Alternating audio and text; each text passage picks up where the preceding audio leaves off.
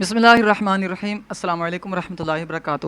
دوستو، پچھلی ویڈیو میں ہمارا سلسلہ چل رہا ہے بہار شریعت کی۔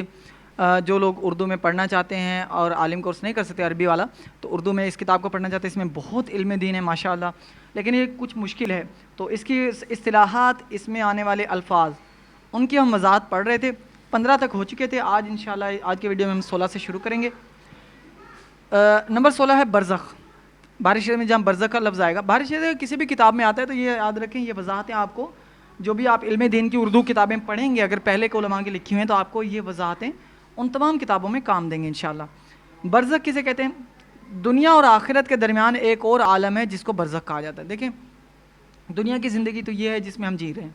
آخرت کی زندگی جب ہم قیامت کے دن اٹھیں گے، ٹھیک ہے، قیامت کے دن دوبارہ سب کو زندہ کیا جائے گا اور تمام کے تمام اللہ کے حضور حاضر ہوں گے۔ اس کے درمیان قیامت سے پہلے اور ہمارے مرنے کے بعد جو زندگی ہے اسے برزخ کہا جاتا ہے، جس میں تمام روحیں رہتی ہیں، ٹھیک ہے۔ اچھا، ایمان کسے کہتے ہیں؟ سچے دل سے ان سب باتوں کی تصدیق کرنا جو ضروریات دین سے ہیں، ایمان کہلاتا ہے۔ ضروریات دین، یہ جو ورڈ ہے یہ یاد رکھیں، ان عقیدوں کو کہا جاتا ہے جو رسول پاک صلی اللہ علیہ وسلم نے ہمیں دیے، ٹھیک ہے، یعنی جو ساری امت کو پتہ ہے کہ یہ باتیں حضور صلی اللہ علیہ وسلم نے ہمیں دی ہیں، اور ان باتوں میں یعنی کسی کو کوئی شک بھی نہیں ہے، ایسا کسی اور بندے کی طرف سے نہیں ملی، وہ رسول پاک نے دی ہیں، اور اتنی زیادہ مشہور ہوئیں کہ صحابہ کے دور سے لے کر صحابہ کے دور سے ہی یعنی وہ بہت زیادہ مشہور ہوں وہ چیزیں، جیسے نماز ہے، روزہ ہے، حج ہے، زکوٰۃ ہے۔ اسی طرح اللہ پاک ہے کہ اللہ پاک کے بارے میں کہ اللہ پاک سنتا، جانتا، زندہ ہے، ہمیشہ رہنے والا ہے، علم والا ہے، قدرت والا ہے۔ تو ان چیزوں کو ضروریات کہا جاتا ہے، ضروریات دین۔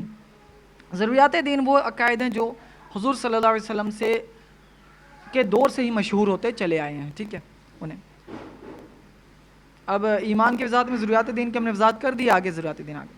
ان سے مراد وہ مسائل دین ہیں جن کو ہر خاص و عام جانتے ہوں۔ میرے خیال سے یہ وہ مسائل دین نہیں کہنا چاہیے، بلکہ سیدھی مسائل تو ہر خاص و عام جانتے ہیں، ایسے تو بہت سے مسائل ہیں۔ عقائد، مسائل میں سے بھی جو عقائد ہیں ان کو ضروریات دین کہا جاتا ہے، جو جیسے اللہ عز و جل کی وحدانیت، یہ بھی تو عقیدہ، انبیاء علیہ السلام کی نبوت، جنت و دوزخ، یعنی جنت کا یقین کرنا، دوزخ کا یقین کرنا، جنت کے بارے میں جو معلومات ہیں، دوزخ کے بارے میں، جنت موجود ہے، دوزخ موجود ہے، یہ تو ضروریات دین ہے، لیکن جنت کے اندر جو تفصیل آ گئی کہ پتہ نہیں زمرد کا محل ہوگا یا نہیں ہوگا، یا یہ کہ وہاں پر شہد کی نہریں ہوں گی تو کیسے ہوں گی، تو ان چیزوں کو ضروریات دین نہیں کہا جاتا۔ یہ کہ جنت دوزخ پر یقین رکھنا، یہ ضروریات دین میں سے جنت کا وجود ہے، جنت موجود ہے، دوزخ موجود ہے، یہ ضروریات دین ہے۔ تو انہوں نے جو مسائل کا ورڈ یوز کیا، میرے خیال سے یہاں پر لازمی طور پر عقائد کا لفظ ہونا چاہیے، جن کو ہر خاص و عام جانتے ہوں، اور یہ بھی کہنا چاہیے ایسا نہیں، مثال کے طور پر وطر ہے، وطر بھی مسئلہ دینی تو ہے، ٹھیک ہے، وطر کی 3 رکعتیں مسئلہ دینی اور ہر خاص و عام جانتا ہے۔ ہر خاص و عام میں بھی تو وضاحت چاہیے نا، پوری دنیا کے مسلمان جانتے ہو یا صرف پاکستان کے؟ اگر صرف پاکستان کے تو وطر کی نماز کو ہر خاص و عام جانتا ہے، لیکن یہ وطر کی نماز ضروریات دین میں سے تو دور کی بات ہے، یہ اس کو تو واجب بھی، امام شافعی کے نزدیک تو واجب تک بھی نہیں ہے یہ، تو پھر اس کو ضروریات دین تو وہ ہوتی ہیں جس ضروریات دین کا انکار کرنے سے بندہ کافر ہو جاتا ہے، کیونکہ یہ دیکھیں ایمان، سچے دل سے ان باتوں کی تصدیق کرنا جو ضروریات دین سے ہیں، ایمان کہلاتا ہے۔ تو ضروریات دین کی تصدیق کرنا ایمان ہے اگر، تو ضروریات دین کا انکار کرنا کافر کر دے گا بندے کو، صحیح ہے، اس کا کسی بھی ضروریات دین کا انکار کرنا۔ تو ضروریات دین میں اگر وطر کو بھی شامل کریں، اس کا انکار تو کافر بنا دے گا کہ وطر واجب ہے۔ تو کہنے کا یہ مقصد ہے، وطر کا انکار کافر بنانا دور کی بات ہے۔ وطر سنت، امام شافعی کے نزدیک سنت ہے، واجب یا فرض نہیں ہے۔ حنفیوں کے نزدیک بھی واجب ہیں، فرض نہیں ہے۔ ضروریات دین تو فرض سے بھی اوپر ہوتے ہیں۔ تو بہرحال یہاں پر انہیں وہ مسائل دین ہیں یہ نہیں کہنا چاہیے، انہیں کہنا چاہیے ضروریات دین سے مراد وہ عقائد ہیں جن کو حضور صلی اللہ علیہ وسلم کے زمانے سے لے کر آج تک کے مسلمانوں میں سے ہر خاص و عام جانتے ہوں، ٹھیک ہے، یا کم از کم اتنا ہی۔ اب ہر خاص و عام تو یہ بھی آگے انہوں نے وضاحت کی ہے، کیونکہ بہت سے ایسے مسائل ہیں جو جاپان میں، یو کے میں، امریکہ میں رہنے والے عام مسلمان نہیں جانتے ہوں گے، تو کیا وہ ضروریات دین نہیں ہے؟ جیسے کہ حضور، مثال کے طور پر کسی کو کوئی عام مسلمان ہے باہر کے ملک میں، لیکن اسے یہ نہیں پتہ کہ حضرت عزیر علیہ السلام اللہ کے نبی ہیں، یا اس کو یہ نہیں پتہ کہ حضرت دانیال علیہ السلام، یا یہ کہ وہ حضرت سلیمان علیہ السلام اللہ کے نبی ہیں، تو اب ایک عام مسلمان کو اگر نہیں پتہ حضرت سلیمان علیہ السلام کا، تو اس کا مطلب یہ تھوڑی ہے حضرت سلیمان علیہ السلام کا نبی ہونا ضروریات دین میں سے نہیں ہے تو ضروریات دین میں سے. تو بہرحال یہ ان کو تھوڑی چینجنگ کرنی چاہیے. مسلمانوں میں سے ہر خاص و عام جانتے ہیں، یعنی حضور صلی اللہ علیہ وسلم کے زمانے سے مسلمانوں میں مشہور ہیں وہ باتیں، بس یہ کہہ دینا چاہیے. ٹھیک ہے، جب آپ یہ کہیں گے وہ عقائد جن کو حضور صلی اللہ علیہ وسلم کے زمانے سے لے کر آج تک جو مسلمانوں میں بہت زیادہ مشہور ہیں، تو پھر بات صحیح ہو جائے گی. بہرحال آگے چلتے ہیں. ماتریدیہ، بخاری شریف میں ایک ورڈ آئے گا ماتریدیہ. اہل سنت کا وہ گروہ جو فروعی عقائد میں امام علم الہدا یہ القاب ہیں تو تھوڑا مشکل بنا دیتے ہیں. یوں سمجھ لیں، میں آپ کو بتاتا ہوں. جیسے علم دین اسلام 1400 سال سے چل رہا ہے. دین اسلام میں مختلف علماء کرام گزرتے رہے ہیں نا. کوئی عالم وہ تھا جسے علم حدیث میں مہارت تھی، جیسے امام بخاری، امام مسلم. کوئی عالم وہ تھے جسے علم فقہ میں مہارت ہے. علم فقہ یعنی نماز، روزہ، حج، زکوٰۃ، کاروبار کے جو دینی مسائل ہو گئے. اسی طرح دو عالم وہ گزرے جنہیں عقائد میں مہارت تھی. عقائد میں مہارت سے مراد یہ نہیں پہلوں سے بھی زیادہ مہارت تھی. جیسے یہ جو جن کا یہ نام ہے ابو منصور ماتریدی، یہ ایسا نہیں ہے کہ صحابہ کے دور میں تھے بعد میں. اب عقائد میں یہ اور ایک اور امام ہے امام ابو الحسن اشعری آگے جن کا نام آ رہا ہے. یہ دو امام، یہ دونوں بہت مشہور ہوئے. حالانکہ تھے صحابہ کے دور کے بعد، تابعین کے بھی بعد تھے یہ. لیکن مشہور کیوں ہوئے؟ کیونکہ ان کے دور میں جب اسلام کے دشمنوں نے بہت زیادہ اعتراض کرنا شروع کیا نا اسلام کے عقائد پر، یہ غلط ہے، یہ غلط ہے، یہ غلط ہے، تو یہ دونوں بزرگ بہت بڑھ چڑھ کے انہوں نے حصہ لیا اور اسلام کا دفاع کیا اور اسلامی عقائد کو ثابت کیا اور ان کے سامنے کے دشمنوں کے جوابات بھی دیے. تو اس لیے عقائد میں ان کو بہت زیادہ مہارت حاصل تھی. تو اس لیے ان کو اہل سنت کے یعنی دو جو بڑے امام مشہور ہیں عقائد میں، ان میں یہ یعنی ان دونوں کو کہا جاتا ہے. ایک کا نام ماتریدی تھا، ابو منصور ماتریدی، دوسرے کا نام شیخ ابو الحسن اشعری. ٹھیک ہے، تو اب جو حضرات عقائد میں، لیکن ایک بات یاد رکھیں، یہاں پہ ایک وضاحت کر دوں میں، مطلب کہ اسلام میں عقائد میں کوئی زیادہ اختلاف نہیں ہے. اسلامی عقائد میں کوئی اختلاف نہیں آتا. کوئی کہے کہ اللہ پاک ہے، کہ دوسرا آگے کہے نہیں نعوذ باللہ اللہ پاک دو ہیں، تو بولیں کہ چلو جی ایک نے امام ابو منصور ماتریدی کے عقائد پہ چل رہے ہیں، دوسرا ابو الحسن اشعری. ایسا نہیں ہے. ماتریدی یا اشعری یہ دونوں جو امام تھے ان کے عقائد ایک ہی تھے. ٹھیک ہے، صرف چند باتوں میں فرق تھا، کوئی 10-11 باتیں، وہ چھوٹی چھوٹی، وہ عقائد نہیں ہیں اسلامیہ، وہ چھوٹی چھوٹی باتیں ہیں، وہ بھی اصول تھے. اصول قاعدے انہوں نے بنائے تھے، ان میں تھوڑا آپس میں مختلف تھے یہ، باقی عقیدوں میں کوئی اختلاف نہیں تھا. تو جو ان اصولوں میں جو کچھ لوگ، ایک گروہ تھا مسلمانوں کا جنہوں نے امام ابو منصور ماتریدی کی پیروی کی. انہوں نے کہا کہ ان کے اصول زیادہ سمجھ میں آ رہے ہیں. دوسروں نے کہا کہ نہیں، امام ابو الحسن اشعری کے اس بنائے ہوئے اصول زیادہ سمجھ میں آ رہے ہیں. اب مسلمانوں کے دو گروہ تھے، لیکن وہ آپس میں ایک دوسرے کے نہ دشمن تھے نہ ایک دوسرے کے خلاف تھے، بلکہ ان کے عقائد ایک تھے. صرف وہ 10-12 جو اصول ہیں ان میں اختلاف تھا. انشاءاللہ کسی ویڈیو میں ان کی بھی وضاحت کروں گا کہ کن اصولوں میں اختلاف تھا.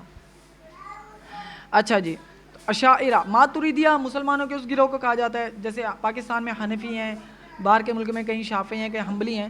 اسی طرح ماتریدیہ علماء کا وہ گروہ یا عوام کا وہ گروہ جو امام ابو الحسن ماتریدی کے اصولوں پہ چلتا ہے. اشاعرہ ان لوگوں کو کہا جاتا ہے جو امام ابو الحسن اشعری رحمۃ اللہ علیہ کے بنائے ہوئے اصولوں پر چلتے ہیں. آگے دیکھ لیں، 21 پر ہے شرک. اللہ تبارک و تعالیٰ کے ذات و صفات میں کسی دوسرے کو شریک کرنا شرک کہلاتا ہے. اللہ پاک کی ذات میں دیکھیں، جس کی کمپنی میں شراکت ہوتی ہے، آج کل کہتے ہیں یہ شیئر کے شیئرز ہیں، اس کا مطلب اس کمپنی وہ کسی ایک بندے کی نہیں ہے، بلکہ حصوں کے ایک کچھ کا یہ مالک ہے، کچھ کا دوسرا مالک ہے، کچھ کا اور مالک ہے. اب اللہ کی ذات میں کوئی یہ کہے کہ اللہ پاک کی ذات ایک نہیں ہے بلکہ اس میں شراکت ہے، جیسے کہ کچھ لوگ کہتے ہیں نعوذ باللہ جو خدا ہے، جیسے انگریز، خدا ہے وہ ایک نہیں ہے بلکہ 3 حصوں سے مل کر بنایا، حضرت عیسیٰ علیہ السلام، حضرت مریم اور اللہ پاک سے، نعوذ باللہ تعالی. تو وہ 3 حصوں کو ملا کے کہتے ہیں وہ خدا ہے. تو یہ غلط کرتے ہیں نعوذ باللہ. اللہ پاک کے ساتھ یہ اپنے بنانے والے کے ساتھ ہی اس کا حق اس کو نہیں دیتے، اس کی عزت پر ہی حملہ کرتے ہیں. بہت غلط کرتے ہیں یہ. حضرت عیسیٰ، حضرت مریم رضی اللہ عنہ اللہ کے پیارے بندے ہیں، بہت محترم ہیں، لیکن اس کا مطلب یہ نہیں نعوذ باللہ اللہ کی ذات میں ان کو شریک ٹھہرا دیا جائے، شیئر ہولڈر، نعوذ باللہ تعالی. اللہ پاک واحد اور یکتا ہے، ہمیشہ سے تا ہمیشہ رہے گا، نہ اس کا کوئی ثانی نہ اس کا کوئی شریک. اللہ کی ذات میں کسی کو شریک ٹھہرانا نعوذ باللہ، یا پھر اللہ کی صفات میں کسی دوسرے کو شریک کرنا شرک کہلاتا ہے۔ اب اسی طرح اللہ کی ذات میں شریک کا ایک مطلب یہ بھی ہے کہ اللہ پاک کی ذات کی طرح کا کسی اور کو خدا مان لینا، جیسے یہ ہندو لوگ کرتے ہیں کہ وہ کہتے ہیں اللہ بھگوان ایک نہیں، بھگوان کئی سارے ہیں، جیسے وہ خدا کو بھی مانتے ہیں اور پھر آگے انہوں نے جو کافی سارے اپنے بھگوان بنائے ہوئے ہیں ان کو، تو وہ بھی مشرک کہلاتے ہیں۔ بہرحال اللہ پاک انہیں بھی ہدایت دے، کاش وہ ہندو مذہب میں بھی کئی کتابوں میں لکھا ہے کہ جو درست ہے وہ یہی ہے۔ ذاکر نائک صاحب نے تو بہت ساری کتابوں کے حوالوں سے ویڈیوز میں بتایا ہے کہ یہ جو مورتی پوجا ہے، یہ جو بتوں کی پوجا ہے، یہ ہندو مذہب میں بھی نہیں تھی، بعد میں کسی نے ایڈ کی ہے۔ تو ہو سکتا ہے ہندو مذہب میں بھی پہلے کوئی اچھے مسلمان گزرے، مطلب اس طرح کے جو مسلمان ورڈ نہ یوز کرتے ہوں لیکن وہ اللہ پاک کی طرف بلانے والے ہوں، تو انہوں نے درست باتیں کی، بعد والوں نے ملاوٹ کر دی۔ بہرحال اللہ بہتر جانے۔ اللہ کی ذات و صفات میں، اچھا اللہ کی صفات جیسی کسی اور کی صفات مان لینا، اللہ پاک اپنی ذات، اللہ پاک کا علم ہے اس کا اپنا ہے، کوئی کہے کہ کسی دوسرے کا علم وہ بھی اپنا ہے، تو یہ اللہ کے ساتھ شریک ٹھہرانا۔ یا اللہ پاک زندہ ہے، اپنی ذات کی وجہ سے زندہ، اسے کسی اور نے زندہ نہیں رکھا ہوا، باقی سب کو اللہ پاک نے زندہ رکھا ہے۔ لیکن کوئی شخص نعوذ باللہ تعالیٰ یہ کہتا ہے کہ فلاں جو ہیں یا فلاں بھگوان جو ہیں وہ اپنی ذات سے زندہ ہیں، ان کو خدا نے زندہ نہیں رکھا ہوا، تو یہ بھی شرک ہے۔ اللہ کی صفات جیسی ہیں ویسی کسی کی صفات نہیں ہیں، باقی سب کی صفات ہیں وہ اللہ نے دی ہیں، خواہ علم ہو، قدرت ہو، جان مال طاقت، کچھ بھی وہ اللہ پاک نے دی ہیں۔ بہرحال جزیہ وہ شرعی محصول جو اسلامی حکومت اہل کتاب سے ان کی جان و مال کے تحفظ کے عوض میں وصول کرے، بس صحیح ہے، اس سے زیادہ مشکل الفاظ نہیں ملے تھے کہیں۔ ایک طرح کا ٹیکس ہوتا ہے، اس میں معاہدہ ہوتا ہے، یعنی اسلامی حکومت جن ملکوں میں قائم ہوتی تھی نا پہلے، ان ملکوں میں جب کرسچن یا یہودی، ٹھیک ہے جیوش، وہ جب اس ملک میں رہنا چاہتے تھے تو اسلام کا قانون یہ ہے، اسلام کے ساتھ وہ ناانصافی کرتے ہیں، اللہ کے ساتھ ناانصافی کرتے ہیں، اللہ کا شریک ٹھہرا دیتے ہیں، اللہ پاک کے ساتھ حضرت عزیر کو اللہ کا بیٹا بناتے ہیں یا حضرت عیسیٰ کو، تو یہ ناانصافی ہے۔ اب اس ناانصافی کی سزا اللہ پاک نے آخرت میں جو دینی ہے وہ تو اللہ بہتر جانے، ٹھیک ہے، وہ اللہ پاک کا حق ہے، لیکن اس دنیا میں بھی اللہ پاک نے ان کے لیے ایک طرح کی سزا رکھی ہے، وہ یہ ہوتی تھی کہ اگر تم اپنے مذہب پر قائم رہتے ہوئے یہ سب کرنا چاہتے ہو، تم ایمان نہیں لاتے، اللہ کا حکم نہیں مانتے، تو پھر تمہیں اینولی ایک طرح کا ٹیکس ادا کرنا ہوگا۔ تو شرعی محصول، شرعی مطلب شریعت نے مقرر کیا ہے، محصول یعنی ٹیکس، جو اسلامی حکومت اہل کتاب کہتے ہیں کرسچنز کو اور یہودیوں کو، ان کی جان و مال کے تحفظ کے عوض میں وصول کریں، یعنی کہ ان کو پناہ دے دیتے ہیں نا کہ اگر تم اپنے مذہب پہ رہنا چاہتے ہو اور چاہتے ہو کہ ہمارے ملک میں رہو، ہماری سلطنت میں رہو، جان و مال بھی تمہارے محفوظ رہیں، تو اس کے عوض آپ کو پھر سالانہ طور پر اتنا ٹیکس ادا کرنا ہوگا، ٹھیک ہے، اسے جزیہ کہا جاتا ہے۔ آگے دیکھیں، تقلید، کسی کے قول و فعل کو اپنے اوپر لازم شرعی جاننا، یہ سمجھ کر کہ اس کا کلام اور اس کا کام ہمارے لیے حجت ہے کیونکہ یہ شرعی محقق ہے، جیسے کہ ہم مسائل شریعہ میں امام اعظم ابو حنیفہ رضی اللہ عنہ کے قول و فعل اپنے لیے دلیل سمجھتے ہیں۔ یہ کتاب، یہ جو وضاحت ہے، ان کو چاہیے تھے عوام کے لیے کرتے، لیکن ان حضرات نے وہی علماء والی کتابوں میں سے جو باتیں علماء کے سمجھنے کے لیے لکھی گئی تھیں انہوں نے وہی نقل کر دی ہیں۔ ایسا نہیں ہونا چاہیے، کسی کے قول و فعل کو اپنے اوپر لازم ہے شرعی جاننا، یہ سمجھ کر چلیں وضاحت کرتے ہیں انشاءاللہ۔ تقلید کہتے ہیں، مختصراً یہ سمجھ لیں کہ پہلے تو یہ سمجھیں تقلید کا تعلق کسی، ورنہ سمجھ نہیں آئے گی۔ دین اسلام میں عقیدے میں تو تقلید نہیں ہوتی، یہ یاد رکھیے۔ دین اسلام جو ہے وہ 3 طرح کی باتوں پر مشتمل ہے نا، ایک تو عقائد ہے، عقائد کہتے ہیں دل میں ہم جن باتوں کو سچ اور حق مانتے ہیں وہ عقیدہ کہلاتے ہیں، پکے طور پر حق مانتے ہیں، جیسے اللہ ایک ہے، نبی پاک نبی ہیں، یہ عقیدے ہوتے ہیں، ٹھیک ہے۔ کچھ وہ ہوتے ہیں جو جن کا تعلق دل کے عقیدے سے نہیں ہوتا بلکہ ان کا اعمال سے، تو جیسے نماز پڑھنا، روزہ رکھنا، یہ اعمال ہیں، ٹھیک ہے۔ طہارت ہو گئی، پاکیزگی، یا نکاح کے مسائل ہو گئے، کاروبار کے مسائل ہو گئے، ٹھیک ہے۔ یہ جو عقیدے سے ہٹ کر جو مسائل ہیں نا، ٹھیک ہے، عقیدے سے جو ہٹ کر جو مسائل ہیں وہ کوئی نہ کوئی عالم ہی ہمیں بتاتا ہے نا، ٹھیک ہے۔ تو جب کوئی عالم بتاتا ہے تو دین اسلام کے 1400 سال میں 4 عالم ٹاپ لیول کے گزرے ہیں، بہت اونچے لیول کے، امام اعظم ابو حنیفہ، امام شافعی، امام احمد بن حنبل اور امام مالک، یہ 4 عالم بہت ٹاپ لیول کے گزرے. پوری امت نے ان چاروں کو اپنا بڑا بنا لیا، بڑا مانا. بڑا ماننے سے مراد یہ کہ انہوں نے کہا کہ یہ کیونکہ ان چاروں کو قرآن اور حدیث کے سمجھنے میں بہت مہارت حاصل تھی.